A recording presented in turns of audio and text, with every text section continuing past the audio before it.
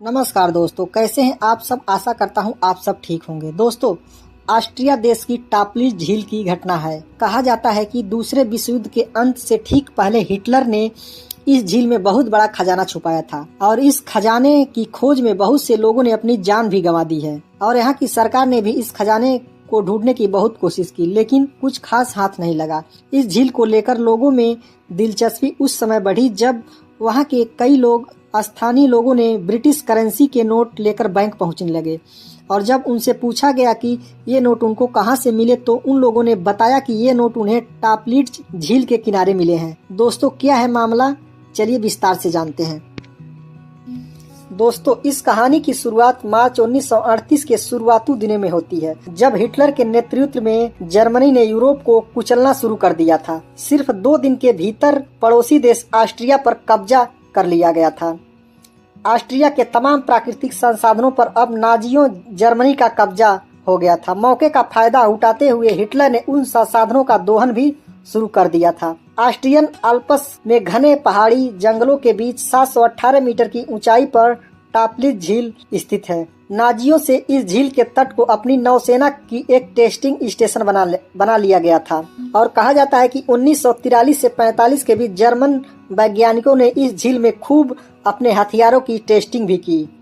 यह झील एक और वजह से भी बहुत अहम थी। दरअसल हिटलर ने ब्रिटेन को घुटनों पर लाने के लिए ऑपरेशन बर्नहार्ड तैयार किया था। इस ऑपरेशन के तहत ब्रिटेन की जाली करेंसी छापी गई थी ताकि उस ब्रिटेन की अर्थव्यवस्था को चौपट किया जा सके। यह प्लान कभी पूरी तरह से लागू नहीं किया गया, लेकिन बड़े पैमाने पर जाली नोट इसी झील में दफना दिए गए और बाद में 1945 आते आते हिटलर की हार तय हो चुकी थी। नाजियों ने तमाम अपराधों के सबूत मिटाने शुरू भी कर दिए थे। जनवरी 1945 में हिटलर ने जर्मनी के वित्त मंत्री को आदेश दिया कि देश का सोना और अन्य मूल्यवान चीजों को किसी सुरक्षित जगह पर पहुंचा दिया जाए। जब दूसरा विश्व युद्ध खत्म हुआ तो विजेता देशों ने नाजियों के छोड़े सुराग ढूंढने शुरू कर दिए। करीब 14 साल बाद टापलिज झील से 700 मिलियन पाउंड के जाली नोट बरामद हुए। जब यह जाली नोट बरामद हुए तो यह खबर उस समय पूरी दुनिया में आग की तरह फैल गई। लोग सोचने लगे कि पता नहीं नाजियों ने इस झील में और क्या क्या छिपाया हो सकता है। कहीं वो सोने का खजाना तो इस झील की तलहटी में नहीं छुपाए हैं। यह जवाब ढूंढने की कोशिश में कई लोगों ने अपनी जान भी गंवा दी, लेकिन उन लोगों को कोई खजाना हाथ नहीं लगा।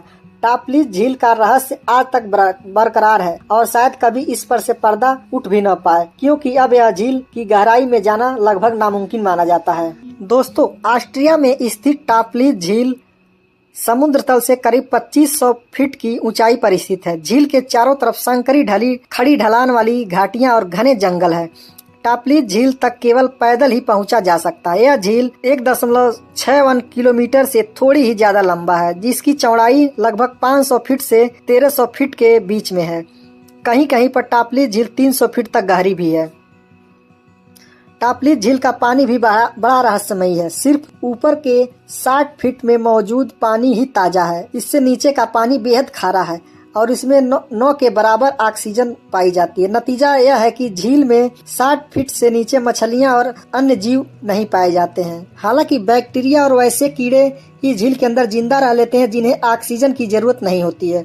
60 फीट से नीचे ऑक्सीजन न होने का मतलब यह भी है कि जो कुछ भी झील में गिरता है और इससे नीचे पहुंचता है वह सड़ता नहीं और न ही कभी खराब होता है।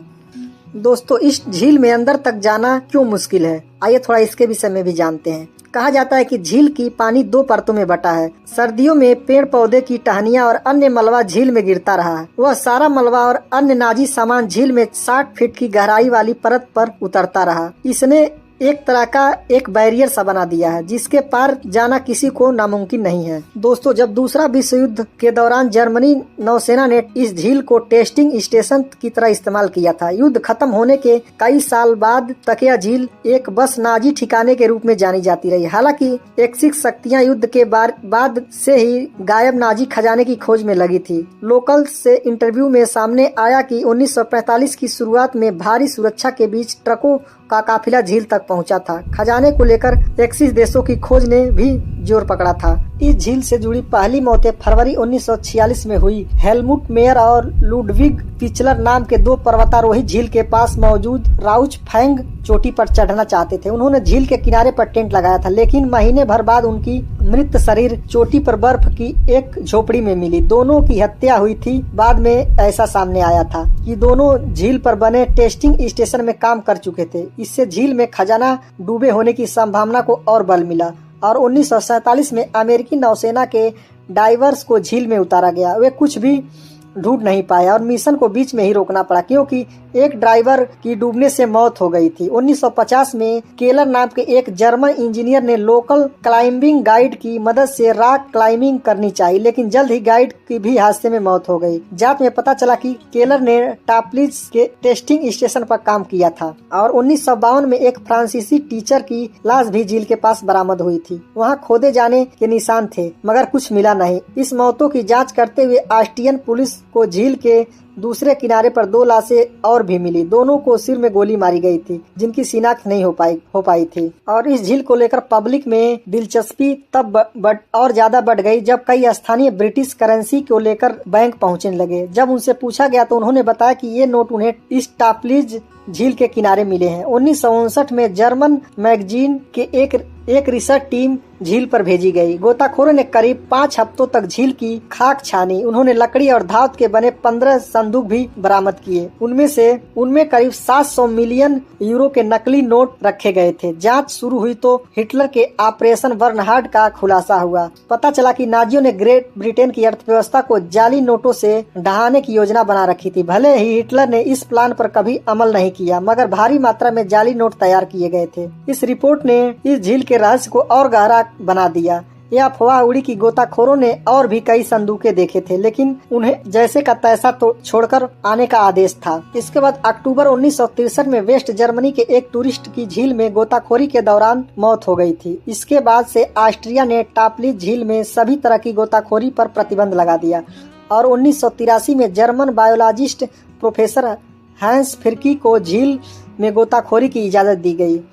वह वहां के जीव जंतु और पौधों पर स्टडी करना चाहते थे। वह अपने साथ एक छोटा डाइविंग कैप्सूल भी लेकर गए थे। जब कैप्सूल टहनियों की परतों से नीचे गया तो उन्होंने पाया कि वहां मिलिट्री का काफी सारा मलबा पड़ा था। टारपीडो, सी प्लेन और यहाँ तक कि यू बोट से दागे जाने वाले प्रोटोटाइप रॉकेट्स भी उनको दिखे। फिरकी ने कहा कि उन्हें अंग्रेजी बैंकनोट्स का एक गोला भी मिला, जिसे वो साथ लेकर आए। बकौल फिरकी उन्होंने कई और बक्से भीतर पड़े देखे थे, लेकिन उन्हें यूं छोड़कर बाहर चले आए।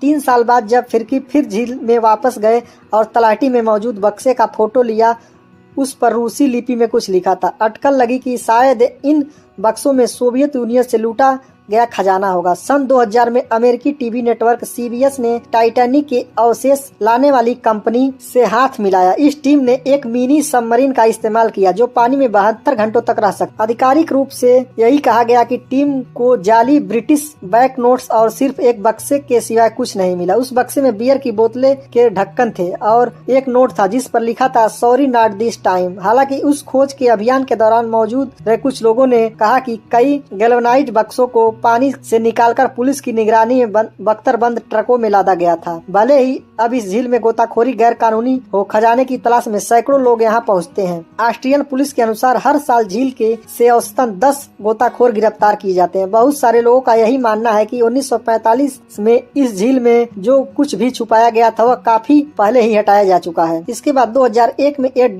डच टूरिस्ट को झील से कोई 5 किलोमीटर दूर मौजूद अतौसीर झील में मेडल जैसी चीज मिली। बाद में पता चला कि वह हिटलर की सीक्रेट पुलिस स्टाफेल SS के सीनियर मेंबर अस्ट कल्टेन ब्रूनर की मुहर थी। उस समय लंबे समय तक चुराए गए नाजी खजाने को छुपाने से जुड़ा रहा था। उसे 1946 में मौत के घाट उतार दिया गया था। मुहर मिलने से इस झील में खजाना होने की बात को एक बार फिर हवा मिली और दूसरा सबूत 1985 में ही मिल गया था। प्रोफेसर फिक्री के कैमरा में किसी अंडर वाटर बंकर के दरवाजे जैसी चीज दर्ज हुई थी। हालांकि उस पर और खोज नहीं हुई हो गई। 90 के दशक में झील के किनारे से महज 200 फीट दूर एक बंकर के अवशेष मिले थे। अंदर की सुरंग शायद ढह चुकी थी या युद्ध के अंत के समय जानबूझकर नष्ट कर दी गई होगी। इन सब तमाम कोशिशों के बावजूद भी इस झील का रहस्य अब तक सुलझ नहीं पाया है और बहुत से लोगों का अब भी मानना है कि हिटलर द्वारा बहुत सा बड़ा खजाना इस झील के अंदर छुपाया गया है।